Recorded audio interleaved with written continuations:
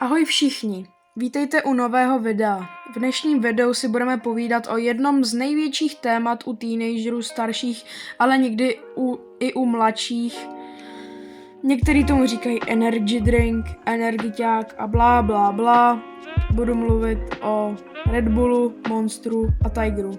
Ano, já vím, místo Tigeru jsem asi měl mluvit o Rockstaru, ale já budu mluvit o Tigeru. A jo, můžete mi třeba políbit, ale každý, kdo má rád Rockstar, tak sorry. Jako první budu mluvit o Red Bullu.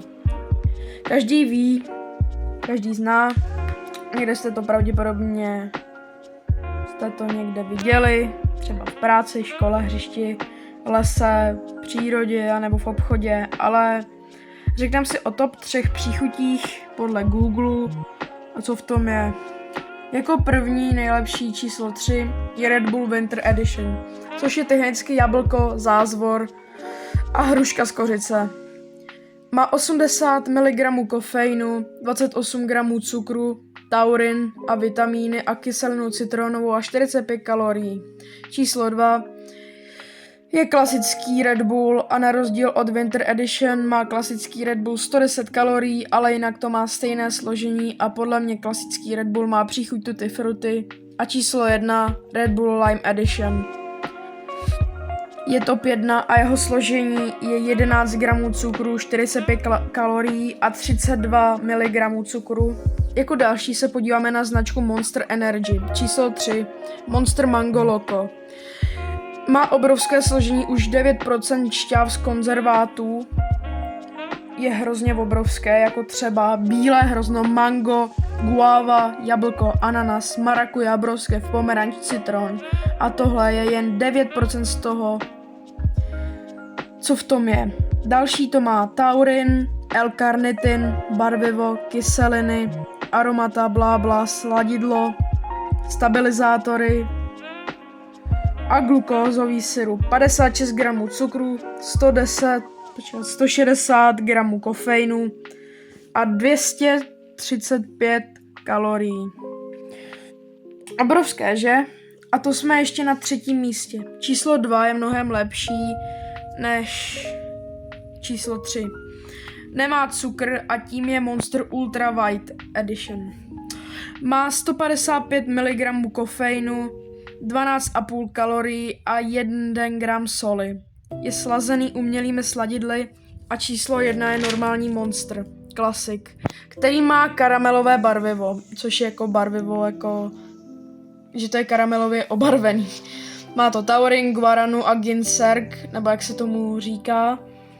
To je takový triple combo, který má prostě Monster.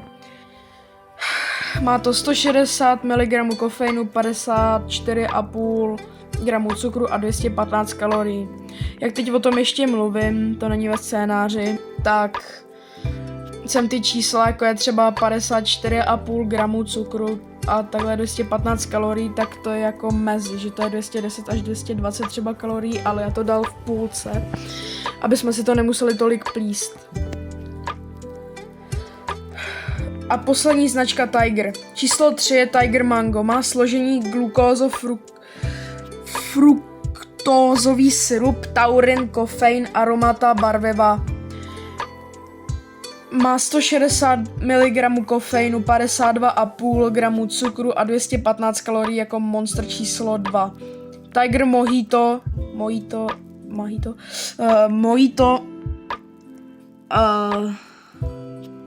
má stejné složení jako číslo 3 a reálná příchuť je limetka a máta, která má imitovat příchuť mojita.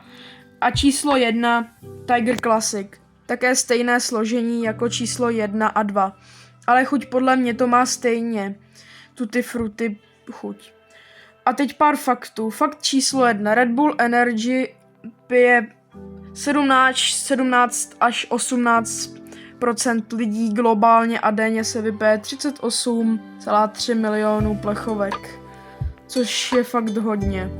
Ale pododat, že 38,3 milionů tak je z minulého roku, ne z nového roku. Fakt číslo 2. Lidi a fanoušci Red Bullu říkají, že Red Bull dělá víc šílených sportů než pití.